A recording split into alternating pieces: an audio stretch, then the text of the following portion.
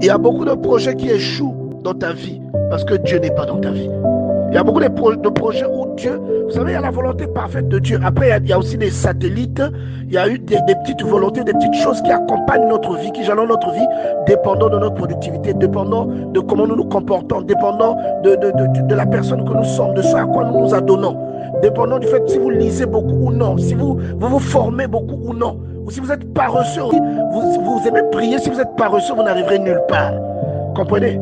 Mais si vous aimez prier et que vous êtes diligent, que vous êtes un travailleur, Dieu vous accompagnera dans ce que vous faites. Il y a beaucoup de projets qui échouent dans votre vie, simplement parce que Dieu ne vous accompagne pas. Vous avez parfois la volonté qu'il faut, vous avez la carrure qu'il faut, mais vous reléguez Dieu au second plan. Et quelquefois, c'est difficile que vous rencontrez le succès dans ce que vous entreprenez parce que Dieu n'est pas mis devant. Il te rappelle ici, dans cette parole de Proverbe 19, qu'il y a beaucoup de projets dans le cœur de l'homme. En tant qu'être humain, c'est normal que tu aies des projets. Il y a beaucoup de projets dans le cœur de l'homme. Mais c'est le dessein de l'Éternel qui s'accomplit dans la vie d'un être humain. C'est-à-dire que quand Dieu est dans ta vie, ce que toi tu vas aimer, ce que tu vas désirer, si tu crains Dieu et que si tu le respectes et que tu obéis à ses préceptes, tu vas aimer ce que Dieu aime. Ce que tu vas désirer va correspondre avec ce que Dieu aime. Et ce que tu vas désirer, tu le verras arriver dans ta vie.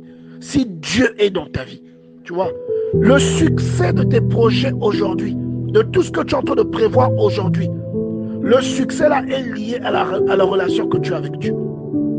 Bien entendu, si tu ne fais pas d'efforts, mais que tu cours seulement après des convictions, il est difficile aussi parce que Dieu n'est pas un papa. Ne vous fiez pas au fait que beaucoup de gens ont des choses et que ces gens-là sont ratés. Tout ce que vous voyez dans la vie des gens ne viennent pas forcément de Dieu ou encore de leurs efforts. Il y a des choses qui viennent d'ailleurs, qui viennent d'autres phénomènes. Il y a des gens, il y a des forces qui existent que vous ne connaissez pas ou que vous connaissez mais que vous sous-estimez, qui peuvent apporter aussi quelque chose dans la vie d'une personne. Mais le mieux pour vous serait que cela vienne de votre Dieu et de vos efforts personnels. Je prie vraiment que quelqu'un comprenne. Je prie que le Seigneur touche quelqu'un. Le succès là est lié à la relation que tu as avec Dieu.